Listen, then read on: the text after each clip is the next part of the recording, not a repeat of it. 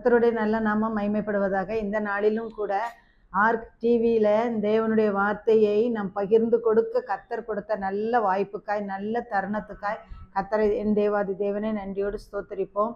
இந்த நாளில் நம்ம தபசு நாட்கள் அல்லது லெந்து நாட்கள், ஆண்டவர் பாடுபட்டதை சிந்திக்கிற காலத்தில் நம்ம இருக்கிறோம். ஆனால் இந்த நாட்களில் கிறிஸ்து நமக்காக பாடுபட்டதுனால அவர் பாடுபட்டதின் பலனை நம்ம என்ன செய்கிறோம்னா அனுபவிக்கிறோம். அதனால் மீட்பு உண்டாயிற்று. அவர் மறிக்கலைன்னு சொன்னால் நமக்கு மீட்பே இல்லை. பலியாக செலுத்தப்பட்ட ஒரு தேவ ஆட்டுக்குட்டி இயேசு கிறிஸ்து. அப்போ இந்த இயேசு கிறிஸ்து பலியாக சிலுவையில் சிந்தினார்ல, அவருடைய இரத்தத்தின் விலையே பரலோகத்திலையும் பூலோகத்திலையும் அவருடைய இரத்தத்துக்கு ஈடானது வேற எதுவுமே கிடையாது. அப்போ இது எதுக்காக அவர் வந்தார் உலகத்துக்குன்னு சொன்னால், ஆதியில் ஏதேன் தோட்டத்தில் ஆதாம் ஏவாளை உருவாக்குனாருங்களா, அவங்க கீழ்ப்படியாமல், ஒரு வார்த்தைக்கு கீழ்ப்படியாததுனால பாவம் உலகத்தில் வந்துச்சு. கீழ்ப்படியாமல் தான் சொல்கிறோம், ஆனால் அதே ஒரு பெரிய பாவம். ஆண்டவருடைய வார்த்தைக்கு கீழ்ப்படியாமல் சத்துரு வஞ்சித்து போட்டுட்டான். 1 by 1 நீங்கள் தேவனை போல இருக்கலாம், அதனால தான் உங்களை, ஆனால் அந்த பொய் வார்த்தைக்கு அவர் செவி கொடுத்தா. பாருங்கள், ஒரு பாவம் நமக்குள்ளே வருதுன்னா அநேக காரியங்கள் 1 by 1 தொடர்ந்து செயல்படும். அப்போ இவ ஆண்டவர் சொன்ன வார்த்தையை அப்படி பிடிக்கலை, அப்படி கடைபிடிக்கலை. சரியா? அவரை அதை விட்டுட்டு என்ன பண்ணிட்டா, சாத்தான் சொன்னவ, நீங்கள் தேவர்களை போல இருப்பீங்கன்னு அவர் தெரிஞ்சதுனால தான் உங்களை அதை புசிக்கக்கூடாதுன்னு சொன்னார். எவ்வளோ தந்திரமாக பேசுனான்னு தெரியுமா? நீங்கள் எல்லா கனியும் புசிக்கலாமா, புசிக்கக்கூடாதுன்னு சொல்லியிருக்கிறாங்களா? ஆமாம், நாங்கள் எல்லாம் சாப்பிடலாம், ஆனால் தோட்டத்தின் நடுவில் இருக்க கனியை நாங்கள் என்ன செய்யக்கூடாது, புசிக்கக்கூடாது. இப்போ பாருங்கள், அவருடைய சிந்தையை மாத்திரான். எதில் மாத்திரான்? அந்த பழத்துக்கு நேராக அவனை கொண்டு போகிறான். அதை கர்த்தர் சொன்னதுக்கு மாறா செயல்பட வைக்கிறான். தேவாதி தேவன் நல்லவர். அவர் மனுஷனை படைச்சதுலேருந்து தோற்றத்தை உலகத்தில் உண்டானதுலேருந்து எல்லாமே நன்மையான செய்கிற தேவன். அவர் சகலத்தையும் அதினதின் காலத்தில் நேர்த்தியாய், நன்றாய், அழகாய், மகிமையா செஞ்ச தேவன். ஆனால் அவரை பாருங்க, எவ்வளவு தப்பாக காட்டுறான், தப்பாக சித்தரிக்கான். இதை தான் இன்னைக்கு உலகம் நம்புது. உலகம் நிறைய நம்பி சீரழிஞ்சு போனதுக்கு முதல் காரணம் இந்த ஏவாளுடைய பாவம் தான். ஏவாள் பாவம், நம்ம இன்னைக்கு பாவம் செய்யலன்னு சொல்லலாம், ஆனால் தாவீது ராஜா சொல்றான், என் தாய் என்னை பாவத்தில் கற்பந்தரித்தாள். அப்போ துச்சிந்தை, தகாத காரியம் நமக்கு நம்பல கர்த்தரை. முதல்ல ஆண்டவர் சொல்றாரு, முழு இருதயத்தோடு, முழு ஆத்மாவோடு, முழு பலத்தோடு, முழு சிந்தையோடும் நீ ஆண்டவரிடத்துல அன்பு கூறு. நான் என்னாலும் படிச்சிருக்கேன், முழு ஆத்மாவோடு, முழு பலத்தோடு, முழு அன்பு கூறுன்னு. ஆனால் நேற்று முந்தானத்தை தான் பார்க்கும்போது சிந்தையோடு, சிந்தையிலையும் முழுமையான இருக்கணும். அப்போ பாருங்க, முழு சிந்தை. முழு சிந்தைன்னா என்ன சொன்ன, எண்ணம். நம்முடைய எண்ணம் பூரா இயேசு மேலே இருந்தால் நம்மளை யாருமே அசைக்கவே முடியாது. அதை தான் அவள் முதல்ல வலை விரிச்சு அவளை சோழியை முடிச்சிட்டது சாத்தானுடைய கண்ணியே. அதுதான் அவள் எண்ணத்தை டைவர்ட் பண்ணிட்டான். எண்ணம் சிந்தை தான் எண்ணம். அப்போ எண்ணம் எங்கேருந்து வருதுன்னு சொல்லியிருக்கு தெரியுமா உங்களுக்கு? எண்ணம் எங்கேருந்து வந்தான்? எல்லாரும் இங்கே அங்கே இருதயத்துல இருந்து தான் எண்ணம் தோன்றும். அப்போ இருதயத்துல இருந்து எண்ணம் உண்டாகுது. அவன் பக்தன் சொல்றான், ஆண்டவரே என் இருதயத்தை உமக்கு நேராய் மாற்றிடணும், என் இருதயம் உமக்கு நேராக செம்மையானதா இருக்கட்டும். அப்போ இருதயம் தான் திருக்குள்ளதும் மகா கேடுள்ளதுமாய் இருக்கிறதுன்னு வேதத்துல எழுதப்பட்டிருக்கு. அப்ப பாருங்க, இருதயத்தை திருக்கு கேடா மாத்தி நம்மளை தகாத காரியத்தை செய்ய வச்சு கர்த்தருக்கு விட்டு தூரம் போக பண்ணிடுறான். அப்ப பாருங்களேன், யோபு சொல்றான், ஆண்டவரே நீர் மனுஷரை ஒரு பொருட்டா எண்ணுறதுக்கு அவன் என்ன, நீர் அவன் மேல் சிந்தை வைக்கிறதுக்கும், காலை தோறும் அவனை விசாரிக்கிறதற்கும், நிமிஷந்தோறும் அவனை சோதிக்கிறதுக்கும் அவன் எம்மாத்திரம். பாருங்க, கர்த்தர்ட்ட யோபு சொல்றான். யோபு மேல கர்த்தர் கண் வச்சிருந்தாரு. யோபுவை கர்த்தருடைய கண்கள் எப்படி பார்த்துச்சுன்னு தெரியுமா? நீதிமான், உத்தமன், சன்மார்க்கன், கர்த்தருக்கு பயந்து தீமை விட்டு விலகுகிறவன். இத்தனையும் யோபு குறித்து தேவன் சொன்ன வார்த்தை. அப்போ இதுல பாருங்க, அவன் சொல்றான், மனுஷனை என்ன நீ ஒரு பொருட்டா என்றதுக்கு, என் மேல சிந்த வைக்கிறதுக்கு, காலை தோறும் மனுஷனை விசாரிக்கிறதற்கு, நிமிஷந்தோறும் அவனை சோதிக்கிறதுக்கு அவன் எம்மாத்திரம். ஒண்ணுமே இல்லை. மனுஷனை எண்ணப்படுவதற்கு ஏமாத்திரம். நீங்க நல்லா பார்த்தீங்கன்னா, மனுஷன் நான் பெரியவன், நீ பெரியவன். ஆனா கர்த்தர் ஒரு பிடி மண்ணுல மனுஷனை உண்டாக்கி அவன் நாசில ஜீவ சுவாசத்தை ஊதுனதுனால நாம இன்னைக்கு பெரிய ஆளா இருக்கோமே தவிர வேற ஒன்றும் இல்லை. இப்பவும் பாருங்க, ஓடுறோம், ஆடுறோம், பிரயாசப்படுறோம், உழைக்கிறோம், அடுத்தவனுக்கு கெடுதலை செய்யறோம், அடுத்தவங்களுக்கு நன்மை செய்யறோம். ஆனா பாருங்க, உள்ள போன காற்று ஒரு செகண்ட் நின்று போயிட்டுன்னா ஆஃப் ஆயிரும். இப்போ கரண்ட் போயிட்டுனா எப்படி லைட் எல்லாம் ஆஃப் ஆகி எதுவும் வேலை செய்யாதது போல நம்ம இருதயம் ஆஃப் ஆயிட்டுன்னா அவ்வளோதான், முடிஞ்சு நம்முடைய வாழ்க்கை முடிஞ்சு தெரியும், சொல்லி முடிஞ்சிட்டு அவன் கத்தருக்குள் நித்திரை அடைந்தான்னு சொல்லிடுவாங்க. அப்போ இதை நம்ம என்ன செய்யறது இல்லை தெரியுமா? நினைக்கிறதும் இல்லை, உணர்றதும் இல்லை, சிந்திக்கிறதும் இல்லை, அது மேல சிந்த வைக்கிறதும் இல்லை. அப்போ கத்தர் என்ன சொல்றாருன்னா, புத்தி உள்ள சிந்தையா இருங்க, சரியா? அக்கிரம சிந்தை வேண்டாம். சிந்தையிலையும் பல சிந்தைகள் இருக்கு. இருதயத்துல அக்கிரம சிந்தையை வைக்காத. அடுத்தவ சொல்லுது, இருதய சிந்தையில் அகந்தை உள்ளவர்களை சிதறடித்தார். லூக்கா 1:51 மரியாளின் கீதத்துல பாருங்க, இருதய சிந்தையில அகந்தை உள்ளவர்களை அவர் சிதறடிக்கிறாராம். அப்ப நம்ம சிந்தையில அகந்தை இருக்கா? தாழ்ந்த சிந்தை உள்ளவர்களிடத்தில ஞானம் உண்டு. அப்ப ஞானம்னா நான் சொல்வேன், இது இயேசுதான் ஞானம். இயேசு 1 கொரிந்தியர் 1:30 இயேசுவே இயேசுவே அதுல எழுதியிருக்கு, இயேசுவே நமக்கு ஞானமும் நீதியும் பரிசுத்தமும் மீட்புமானார். அப்போ ஞானம் அவர் தான். அப்போ தாழ்ந்த சிந்தை உள்ளவரிடத்துல இயேசு தங்குறார். அகந்தை உள்ளவர்களை அவர் பிடிக்காது, அவருக்கு விருப்பம் கிடையாது. அப்ப நம்முடைய எண்ணத்துல சிந்தையில தாழ்மை வேணும்னா நம்ம ஆண்டவருடைய சமூகத்துல, ஆண்டவரே என்னை ஒன்றும் இல்லப்பா, உமக்கென்று எடுத்து என்னை பயன்படுத்தும், நான் உமக்கு உகந்தவளா இருக்கட்டும், அவங்க பிரியமானவளா இருக்கட்டும், என்கிட்ட கெட்ட சிந்தை வேண்டாம்ப்பா, தகாத சிந்தை வேண்டாம், மேட்டிமையான சிந்தை வேண்டாம் ஆண்டவரே, அது உமக்கு பிடிக்கவே பிடிக்காது. மேட்டிமையான சிந்தை, இருதய சிந்தையில் அகந்தை உள்ளவர்களை சிதறடிக்கிறார், மேட்டிமை சிந்தை உள்ளவர்களை அவர் அருவருக்கிறார்.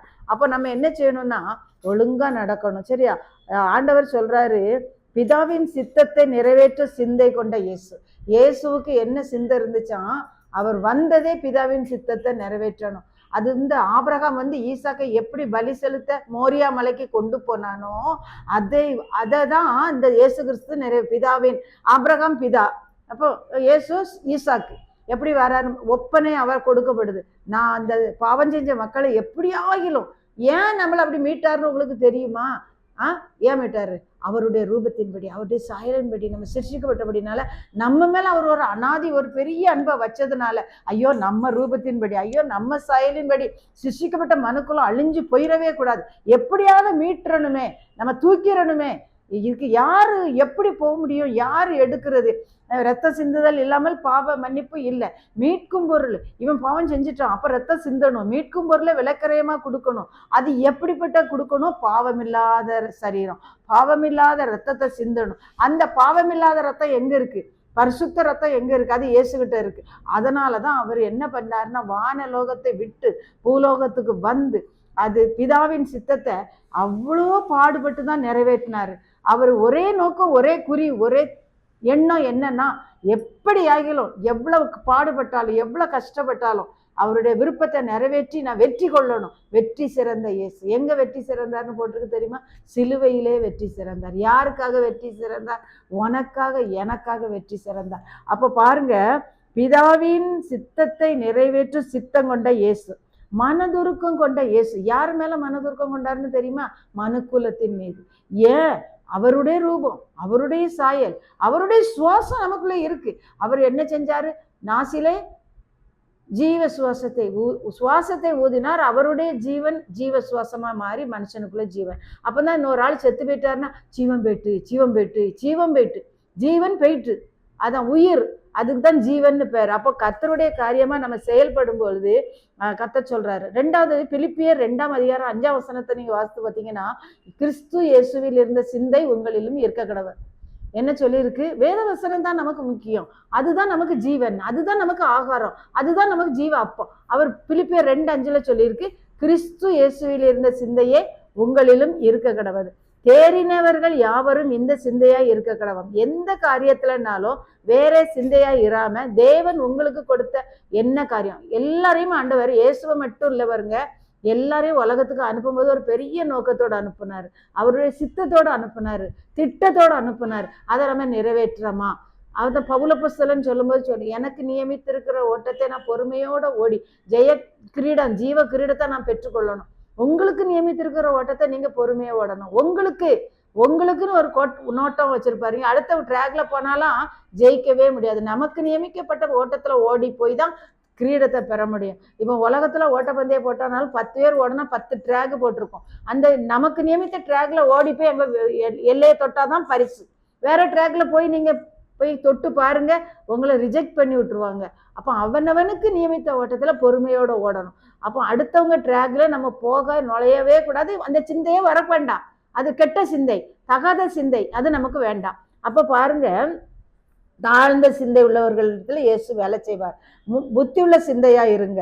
இருதயத்துல அக்கிரம சிந்தை கொண்டிருந்தேனே ஆனா ஆண்டவர் எனக்கு செவி கொடுக்க மாட்டாரு அப்படின்னு சொல்லி தாவீது சொல்றான். அப்போ நம்ம இருதயத்துல அக்கிரம சிந்தை வர்றதுக்கு இடம் கொடுக்க கூடாது. அக்கிரம சிந்தை வந்துச்சுன்னா பாவம், அக்கிரமம், மீறுதல் எல்லாமே வந்துடும். அப்போ என்ன செய்யணும்னா, ரோமர் 8ஆம் அதிகாரம் 6-7 வசனத்துல சொல்லியிருக்கு, மாம்ச சிந்தை மரணம், மாம்ச சிந்தை அப்ப மாம்ச சிந்தைன்னு ஒண்ணு இருக்கு. அது எங்க இருக்கும்? உலகத்துக்குரியது. ஆவியின் சிந்தையோ ஜீவனும் சமாதானமும். அப்ப ஆவியின் சிந்தைன்னு ஒண்ணு இருக்கு, மாம்ச சிந்தைன்னு ஒண்ணு இருக்கு. நம்ம சரீரத்தை நம்ம எடுத்துக்கிட்டீங்கன்னா ஆவி, ஆத்துமா, சரீரம், இந்த 3 இருக்கும். சரீரம் என்ன இருக்கலாம்? இந்த மண்ணான சரீரம் உள்ள ஆவி இருக்கு, அதுக்குள்ள ஒரு ஆத்துமா இருக்கு. அந்த 3ஐயும் இணைச்சுதான் இந்த சரீரம் இணைக்கப்பட்டிருக்கு. அப்போ ஜீவன் பிரியும் போது ஆவி தன்னை தந்த தேவனிடத்துல போகும்போது மனுஷன் என்ன ஆயிடுறான்? கட்டையா, மனுஷன் மண்ணா ஆயிடுறான். அவ்வளவுதான். திரும்ப மண்ணிலிருந்து எடுக்கப்பட்டா நீ மண்ணுக்கே திரும்புவாய்ன்னு என்ன செஞ்சிடறாங்க? குழி தோண்டி பிதைச்சிடுறாங்க. அப்போ இது அழியாதது. எது அழியாதது சொல்லுங்க? ஜீவன், ஆத்துமா. அது தன்னை தந்த தேவனிடத்துல போகுது. அவர் ஊதினாரா? ஜீவ சுவாசத்தை அவன் நாசிலே ஊதினார். அவன் ஜீவ ஆத்துமாவானா. ஆத்துமா, அந்த ஆத்துமா ஆண்டவரிடத்துல போயிடும்.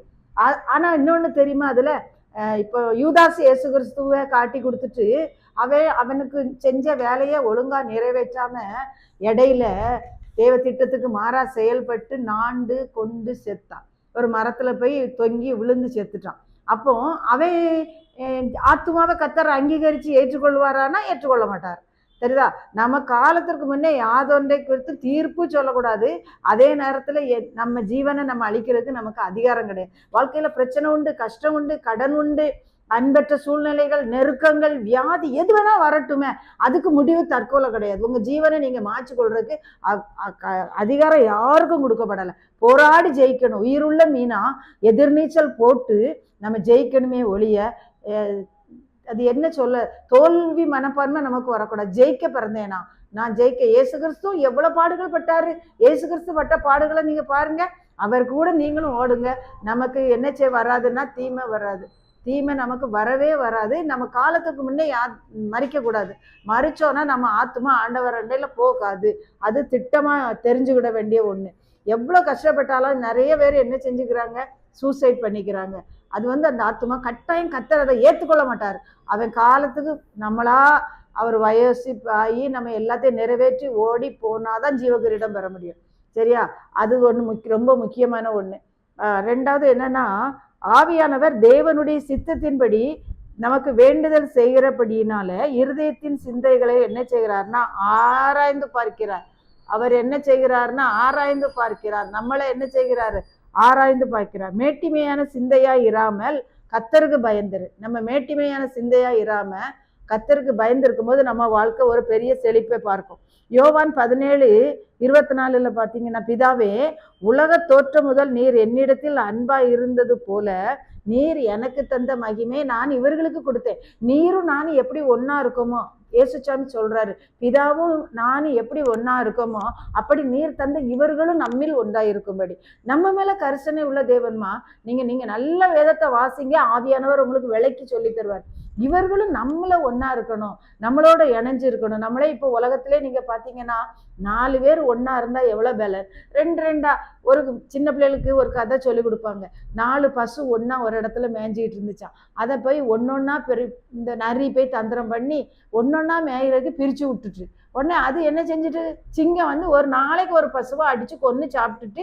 ஒற்றுமை பலம், ஒற்றுமையே பெரிய பலம். அப்போ கர்த்தராகிய இயேசு கிறிஸ்துவே என்ன சொல்றாரு? நீங்களும் நானும் ஒன்னா இருக்கிறது போல நீர் தந்த என் பிள்ளைகளும் நம்மளும் ஒன்னா இருக்கணும். அப்ப பாருங்க, யாரோட ஒன்னா இருக்கணும்? தேவனோடு, இயேசுவோடு. அப்போ இயேசுவோடு வாழ்வதென்றால் ஆனந்தம் ஆனந்தம், இயேசுவோடு வாழ்வதென்றால் ஆனந்தம் ஆனந்தம். அதுலதான் சந்தோஷங்கிறது தெரிஞ்சுக்கிடணும். இன்னைக்கு பாருங்க, நடிகருக்கு பின்னால போலாமா, கட்சிக்காரன் பின்னால போலாமா, மாயமா, அது ரொம்ப மாயம், ஒண்ணுமே இல்லை. ஆனா ஆனந்தமான வாழ்க்கை கிறிஸ்துவின் சிந்தையில கிறிஸ்துவின் விருப்பத்துல கிறிஸ்துவோடு இணைந்து வாழும் பொழுது நமக்கு பெரிய ஒரு ஆசீர்வாதமா இருக்கிறது. அடுத்தது பாத்தீங்கன்னா, அழிவுக்கு மனஸ்தாபப்படுகிற தேவன். நம்முடைய அழிவை பார்த்து, கஷ்டத்தை பார்த்து நமக்காக இறங்குற மனதுருக்கம் உள்ள தேவன். இப்ப வியாதியஸ்தர்களை பார்த்த போது இயேசு மனதுருகி தொட்டு நீ சுத்தமாகு, சுகமாகுன்னு சொல்றாரு. நம்ம தேவனை போல ஒரு நல்ல தேவன் இல்லவே இல்லை. நான் அடிச்சு சொல்லுவேன், அவர் நல்லவர்னு ஒரு வார்த்தையில சொல்ல முடியாது. ஏன்னா ஒருவேளை ஒரு மனுஷன் கூட நல்லவனா இருக்கலாம், ஆனா தேவனுக்கு அந்த நல்லவர் பட்டம் பத்தாது. ரொம்ப ரொம்ப ரொம்ப ரொம்ப ரொம்ப ரொம்ப அதை ருசிச்சு பாருன்னு சொன்னாரு பாரு. அதை ருசிச்சவங்களாலதான் சொல்ல முடியுமே தவிர ருசிக்காதவங்களால உண்மையாவே சொல்ல முடியாது. என் வாழ்க்கையிலாம் அவர் எனக்கு ரொம்ப நல்லவரா இருக்கிறாருன்னா, அதனால ஒரு நல்லவரோட விடவே மாட்டேன். ஏசப்பா ரொம்ப ரொம்ப ரொம்ப ரொம்ப ரொம்ப நல்லவர். இங்க பாருங்க என்ன சொல்றாருன்னா, சிந்தை சிந்தை. அப்போ இயேசு கிறிஸ்து லாசருவிடத்திலும் அவர் சகோதரிகள் இடத்திலும் மிகவும் அன்பா இருந்தார். அப்போ நீர் சிநேகிக்கிறவன் வியாதியா இருக்கான்னு சொல்லி அனுப்புறாங்க. லாசரு வியாதியா இருக்கும்போது இயேசுவுக்கு தெரியுது, இயேசுவுக்கு தெரியும். ஆனா அவர் இருந்த இடத்துலயே கூட 2 நாள் இருந்துட்டு அதுக்குள்ளே இவன் மறிச்சு போயிட்டு இயேசுக்கு சொல்லுறாங்க. அவர் வரலன்னோட அடக்கம் பண்ணிட்டாங்க. உடனே என்ன செஞ்சாங்க? திரும்ப இயேசுவே நீர் இருந்தீரானா என் சகோதரன் மறிச்சிருக்க மாட்டேன். இயேசு நம்ம கூட தான் இருக்காரு, நம்ம இருதயத்துலதான் வாழ்றாரு, நம்ம மேலதான் அன்பா இருக்காரு. ஆனா உடனே இயேசு வந்தாரு, இது கர்த்தருடைய நாம மகிமைக்கென்று. இது எதுக்கு? இவ இறந்தது எதுக்கு? கர்த்தருடைய நாம மகிமைப்படும்படி. உடனே அவ அக்கா இயேசுவோட தான் இருக்காங்க, நாமளும் இன்னைக்கு இயேசுவோட இருக்கோம். ஆனா நிறைய நாள் நம்ம என்ன செஞ்சிடும் தெரியுமா? கொஞ்சம் அப்படியே காற்றுல ஆடுற அலை மாதிரி, துரும்பு மாதிரி ஆடி போயிடுறோம். என்ன சொன்னா? நீர் இங்க இருந்தா என் தம்பை மறிச்சிருக்க மாட்டேன். அவர் அடல் சொல்றாரு, இப்பவன் உயிர் தெழுவான். ஒன்னு அவ மார்த்தாள் சொல்றா, இல்ல உயிர்த்தெழுதல் நடக்கும், கடைசி நாள்ல அவன் எழுந்திருப்பான்னு எனக்கு தெரியும். இயேசுகிட்டே சொல்றாங்க, இயேசுக்கே பாடம் நடத்துறாங்க. உயிர்த்தெழுதல் நடக்கும், கடைசி நாள்ல அவன் எழுந்திருப்பான். உடனே கத்தர் கல்லறைட்ட போவோம், வாங்க அவனை எங்க வச்சிருக்கீங்கன்னு காட்டுங்கன்னு சொல்லி கல்லை எடுத்து போடுங்க, கல்லறையில இருக்கிற கல்லை எடுத்து போடுங்கன்னு சொல்றாங்களா, அதை எடுத்து போடுறாங்க. எடுத்து போட்ட உடனே அதுக்கு பிறகு என்ன சொன்னா தெரியுமா? 4 நாள் ஆயிட்டே நாருமேங்க. பாருங்க, இங்க உயிர்த்தெழுந்த தேவன், அவர் மகிமையின் தேவன், அவர் வல்லமையின் தேவன். அவ அன்னைக்கு சொன்னான்னு சொல்றோம் உண்மை. ஆனா இன்னைக்கு யோசித்து பாருங்க, நீங்களும் நானும் அப்படிதான் இருக்கோம். அநேக காரியத்துல மார்த்தாளை போலதான் இருக்கும். முடிஞ்சு போச்சு, இனிமே என்ன? ஒன்றும் இல்லை. கர்த்தருக்கு முடிவுல தொடக்கத்தை உண்டாக்குற தேவன். முடிஞ்சு போச்சு நீங்க சொல்ற இடத்துல கர்த்தர் ஒரு தொடக்கத்தை என்ன செய்வாரு? உருவாக்குவார். அவரால் கூடாத காரியம் ஒண்ணுமே கிடையாது. ஆண்டவர் சொல்றாரு, நம்மளை அவரோடு வச்சுக்கிடுறதுலதான் ஆசைப்படுறாரு. அதனாலதான் ஆண்டவர் சொல்றாரு, இதோ நான் வாசப்படியில நின்று கதவை தட்டுறேன், ஒருவன் என் சத்தத்தை கேட்டு கதவை திறந்தா நான் அவனுக்குள் பிரவேசித்து அவனோட போஜனம் பண்ணுவேன், அவன் கூட தங்கி இருப்பேன். அப்போ கர்த்தர் என்ன சொல்றாரு? நம்ம கூட வாசம் பண்ண விரும்புகிறவர் மாத்திரம் இல்லை, போஜனம் பண்ணவும் ஆசைப்படுறவர். அப்போ கர்த்தருடைய வாஞ்ச விருப்பத்தை நம்ம நிறைவேற்றுறோமா, செயல்படுறோமா, கர்த்தருக்கு பிரியமா உகந்தவர்களா இருக்கோமா அப்படின்னு நம்ம யோசிக்கணும். மார்த்தாள் சொல்றதை பார்த்தோன்னா நம்ம அவளை குறை சொல்றோமா? ஆமா, 4 நாள் ஆயிட்டே நாருமேங்க, கடைசி நாள்ல எழுமோன்னு எனக்கு தெரியுங்க. ஆனா கர்த்தருடைய செயலின் மகத்துவங்களை உணர்ந்தவங்க, அவங்களும் கூட இருந்தவங்க, அவங்க இயேசுக்கு போஜனம் கொடுத்தவங்க, இயேசுவோடு தங்கினவங்க. ஆனா பாருங்க எவ்வளவு மோசமா இருக்காங்கன்ட்டு. அவங்கள விடையும் நாமளும் அதே விட ஒன்னுலயும் உயர்வா இல்லை, மோசமா தான் இருக்கும். அப்போ அவருடைய சிந்தையோடு நம்ம கலந்து ஒன்றித்து வாழ்ந்தா உன்னாலையும் என்னாலையும் இயேசுவை போல வாழ முடியும். இன்னைக்குள்ள உலகம் என்ன சொல்லும் தெரியுமா? இயேசுவை போல வாழ முடியாது. ஏன்னா அவர் பரிசுத்தத்திலே பறந்தாரு. அவர்கிட்ட பாவம் கத்துட்டு கடைசி நேரம் சொல்லுவாரு, உங்களில் யார் என்னில் பாவம் உண்டு என்று என்ன குற்றப்படுத்த முடியும்னு சொல்லி.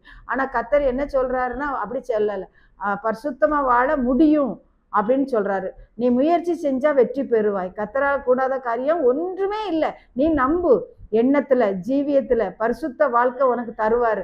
அதனால நம்ம என்ன செய்யணும்? உன் வாழ்க்கையில எல்லாம் எப்பவும் என் இயேசுவால நான் ஜெயிப்பேன், என் இயேசுவால் நான் பரிசுத்தமா வாழுவேன், அவருடைய பரிசுத்தம் எனக்குள்ள விளங்கும், என் வார்த்தையில விளங்கும், என் செயல்ல விளங்கும், என்னுடைய நடக்கையில விளங்கும் சொல்லி பாருங்க. கர்த்தர் உங்க வார்த்தையை கனம் பண்ணுவார், உங்க வார்த்தையை கர்த்தர் கனம் பண்ணுவார். சரியா? அதுக்கு அடுத்தது மட்டும்னா நான் ஒண்ணுக்கும் பிரயோஜனம் இல்லாதவா, உங்களை நீங்க குறைச்சி மதிப்பிடாதீங்க. ஏன் அப்படின்னா மதிப்பு மிக்கவர் நம்ம கூட இருக்கிறதுனால நம்மளை குறைச்சி பிரயோஜனமற்றவங்களா நம்ம சொல்லி நம்ம என்ன செய்யக்கூடாது? குறைச்சிக்கிடக்கூடாது. சரியா? அதே மாதிரி பண ஆசை இல்லாதவங்களா இருக்கணும். என்ன ஆசை அப்ப இருக்கணும்? கிறிஸ்துவில இருந்த சிந்தை. இயேசுக்கு பண ஆசை இருந்துச்சா? ஆனா பணம் தேவைதான். அதை நம்மள ஆண்டவர் என்னைக்கு குறையா போட்டாரு? என்னைக்கு சாப்பாடு தராம போட்டாரு? என்னைக்கு உடுத்து வைக்காம போட்டாரு? எல்லாம் கர்த்தர் நமக்கு தந்திருக்கிறாரு. ஆனா அதே நேரம் நாம என்ன செய்யணும்னா கிறிஸ்துவின் சிந்தையோட, உலக சிந்தை, அழிவுக்குரிய சிந்தை நமக்கு இல்லாதபடி கர்த்தருடைய சிந்தையில நம்ம இருந்தோம்னா, ஒரு காரியத்தின் துவக்கத்தை பார்த்தாலும் அதன் முடிவு நல்லது. ஒரு காரியத்தின் துவக்கத்தை பார்க்கலும் அதன் முடிவு நல்லது. அப்ப ஒரு காரியத்தை பார்க்கிலும் அதன் முடிவு நல்லது. உன் இருதயத்தின் நினைவு எப்படி இருக்கிறதோ அப்படியே அவன் இருக்கான்னு வேதம் சொல்லுது. நம்ம சிந்தையை குறித்து நம்ம மிகவும் கவனமா இருக்கணும். நம்ம எண்ணம் தான் நம்ம சிந்தனை, எண்ணம் போல் வாழ்வு. அதனால நம்முடைய சிந்தனை உயர்வா இருந்தா நம்முடைய வாழ்வும் உயர்வா இருக்கும். நம்முடைய வாழ்வு உயர்வா இருக்கணும்னா இயேசுவோடு, பிதாவோடு, ஆவியானவரோடு நம்ம இணைஞ்சு இருந்தோம்னா நம்முடைய வாழ்க்கை வெற்றியுள்ள ஒரு வாழ்க்கை, மகிமையுள்ள ஒரு வாழ்க்கை, வாடாத ஒரு வாழ்க்கை, பரலோக வாழ்க்கையை நம்ம பெற்றுக்கொள்வது மிகவும் நிச்சயம். கர்த்தர் இந்த வார்த்தைகளை நமக்கு ஆசீர்வதித்து தருவாராக. ஒரு நிமிடம் அன்பின் ஆண்டவரே, உயர்ந்த சிந்தை, இயேசுவிலிருந்த சிந்தை எங்களில் இருக்கட்டும் அப்பா.